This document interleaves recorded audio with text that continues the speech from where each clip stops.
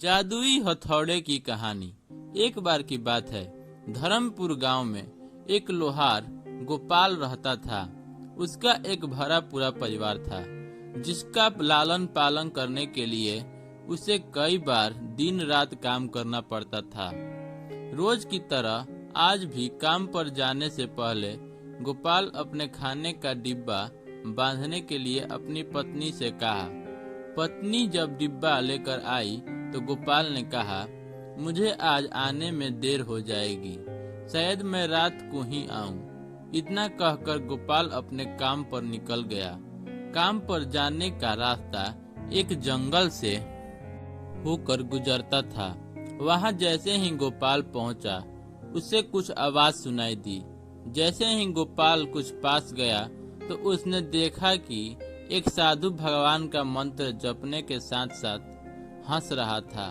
हैरान होकर गोपाल ने पूछा, आप ठीक हैं? उस साधु को गोपाल नहीं जानता था, लेकिन साधु ने एकदम से उसका नाम लेकर कहा, आओ गोपाल बेटा, मैं तुम्हारा ही इंतजार कर रहा था।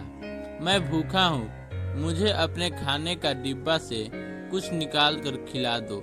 बाबा से यह अपना नाम सुनकर गोपाल हैरान था, लेकिन उसने कोई सवाल नहीं किया और सीधे अपने खाने का डिब्बा निकाल कर उन्हें दे दिया। देखते ही देखते साधु ने गोपाल का सारा खाना खा लिया। उसके बाद उस साधु ने कहा, बेटा, मैंने तो सारा खाना खा लिया, अब तुम क्या खाओगे? मुझे माफ करना। गोपाल ने कहा, कोई बात नहीं बाबा, मैं काम के लिए बाजार जा रहा हूँ, तो मैं वहीं कुछ खा लूंगा। यह सुनकर उस साधु ने गोपाल को खूब आशीर्वाद दिया और भेंट के तौर पर एक हथौड़ा दे दिया। गोपाल ने कहा, आपका आशीर्वाद ही काफी है, मैं इस हथौड़े का क्या करूंगा, इसे आप ही रखिए। साधु जवाब देते हुए कहा, बेटा, यह मामूली हथौड़ा नहीं है, यह जादुई हथौड़ा है जो मेरे गुरु ने मुझे दिया था, और अब मैं तुझे दे रहा हूँ क्योंकि तुम्हारा दिल साफ है।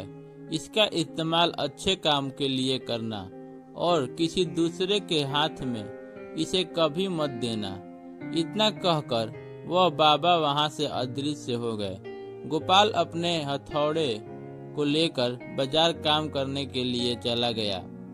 औजार बनाने से पहले उसके दिमाग में आया कि आज मैं इसी हथौड़े से लोहा पीटता हूँ। जैसे ही उसने हथौड़े से लोहा पे चोट मारी तो सीधा औजार बन गया।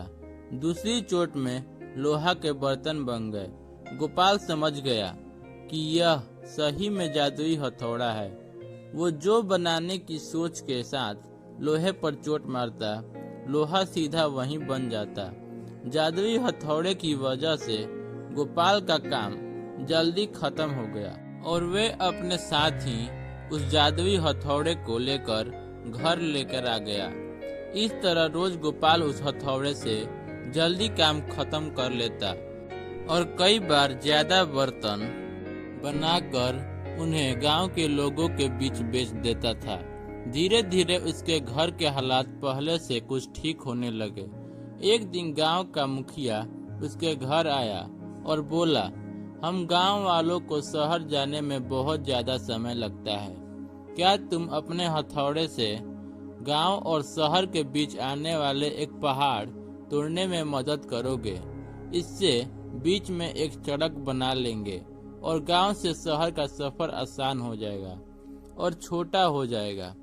मुखिया की बात सुनकर गोपाल ने उस जादुई हथौड़े से उस पहाड़ को तोड़ दिया। मुखिया और गांव के लोग बहुत खुश हुए और उसे खूब शाबाशी दी।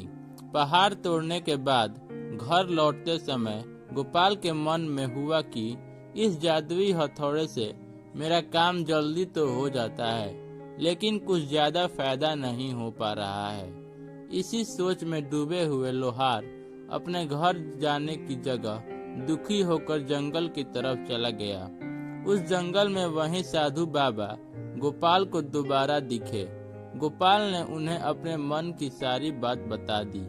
साधु ने कहा, इसका उपयोग सिर्फ औजार और बर्तन बनाने एवं पहाड़ तोड़ने तक सीमित नहीं है।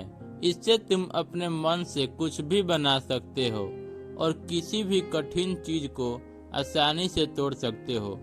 गोपाल ने अच्छे से साधु बाबा से उस जादुई हथौड़े को इस्तेमाल करने का तरीका सीखा।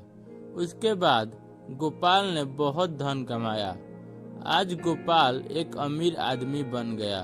अभी भी वो जब भी जरूरत महसूस होती उस जादुई हथौड़े का इस्तेमाल कर लेता, पर धीरे धीरे वह घमंडी और क्रूर बन गया है। वह अपने सामने सबको छोटा समझने लगा। साधु ने उसको समझाया था कि इस हथौड़े का इस्तेमाल गलत काम के लिए मत करना, लेकिन धन की लालच में वह भूल गया था। फिर एक दिन ये सब बात जब साधु को पता चला तो साधु उससे मिलने आया, तो उसने साधु को धक्के मारकर घर से बाहर निकाल दिया। तो साधु ने श्राप दिया कि अब ये हथौड़ा तेरा किसी काम नहीं आएगा और तेरा सारा धन खत्म हो जाएगा। धीरे धीरे तू फिर से गरीब हो जाएगा।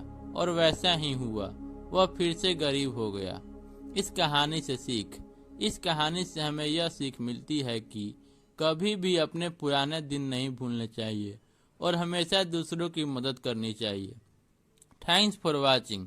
Please like, share and subscribe my channel story time zone for more interesting and story video.